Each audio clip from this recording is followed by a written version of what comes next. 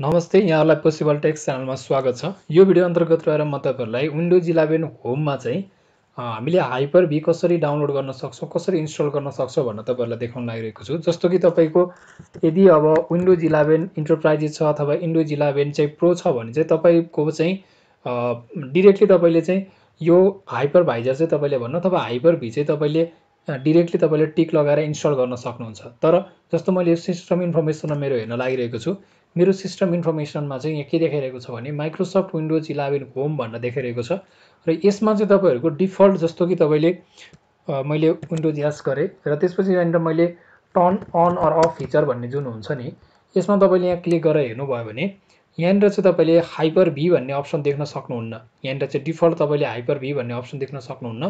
तर Windows enterprises Windows pro भर्जनहरु use गर्नुभएको छ भने त्यहाँ अप्सन देख्नुहुन्छ। जस्ट तपाईले टिक लगाएर ओके गरेर तपाईले तपाईको पीसीलाई चाहिँ रिस्टार्ट गर्नुभयो भने काम सकिन्छ। तर यसमा चाहिँ हामीले के गर्नुपर्ने हुन्छ भने अलिकति डिफरेन्ट छ यसमा।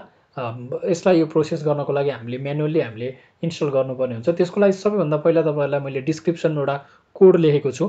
त्यो कोडलाई चाहिँ तपाईले के गर्नु होला भने जस्ट नोटप्याड ओपन गर्नुस् र नोटप्याडमा ल्याएर चाहिँ त्यो मैले लेखेको कोडलाई तपाईहरुले पेस्ट गर्नु होला। जस्तो त्यहाँ मैले राखेको कोड जस्तो एउटा मैले नोटप्याडमा राखिसकेको छु।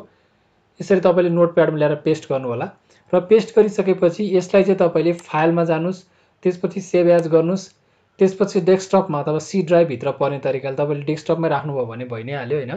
डेस्कटपमा क्लिक गर्नुस्, त्यसपछि हाइपर भी भन्न तपाईले यो जुन सेभ एज टाइप भनेको छ यसलाई तपाईले अल फाइलमा चुज गर्नुस्। त्यसपछि हाइपर भी भन्न तपाई जेसुकै नाम दिँदा नि हुन्छ। .bat भन्ने तपाईले एक्सटेन्सन चाहिँ .bat दिनु होला। हाइपर भी .bat राख्दा पनि भयो। त्यसपछि यसलाई तपाईले सेभ गर्नुस्। सेभ गरिसकेपछि तपाईले देख्न सक्नुहुन्छ मेरो डेस्कटपमा चाहिँ हाइपर भी भन्ने एउटा मैले यो एउटा ब्याट फाइल मैले बनाए। यसलाई अब तपाईले सिम्पल केही पनि गर्नु पर्दैन। जस्ट राइट क्लिक गर्नुस् र राइट क्लिक गरिसकेपछि रन एज एडमिनिस्ट्रेटरमा क्लिक गर्दिनुस्। रन एज एडमिनिस्ट्रेटरमा क्लिक गरिसकेपछि यसले केही समय लिन्छ। त्यसपछि तपाईलाई यसले पीसी रिस्टार्ट गर्न भन्छ हैन। पीसी रिस्टार्ट गरिसकेपछि चाहिँ तपाईले चाहिँ तपाईको हाइपरभाइजर चाहिँ इन्स्टल भएको हुन्छ। सो यो भिडियोमा यो इन्स्टल भइसकेपछि यो पीसी अटोमेटिकली रिस्टार्ट माग्छ अहिले लास्टमा हैन। र तपाईले पीसी रिस्टार्ट गरिसकेपछि तपाईको यो सक्सेसफुल हुन्छ। सक्सेसफुल भइसकेपछि म तपाईसँग फेरि पनि जोडिन्छु है त। अब मेरो सक्सेसफुली इन्स्टल भइसकेको छ र मैले सर्च गर्छु हाइपरभाइजर भनेर। हाइपर भी म्यानेजर भन्ने चाहिँ यसरी आइसकेको छ, तपाईले देख्न सक्नुहुन्छ। मेरो पीसी मैले रिस्टार्ट गरे, यो सक्सेस भइसकेपछि त्यसपछि तपाईले यसलाई ओपन गर्न सक्नुहुन्छ। त्यसपछि तपाईले यसलाई कनेक्ट गर्न सक्नुहुन्छ हैन।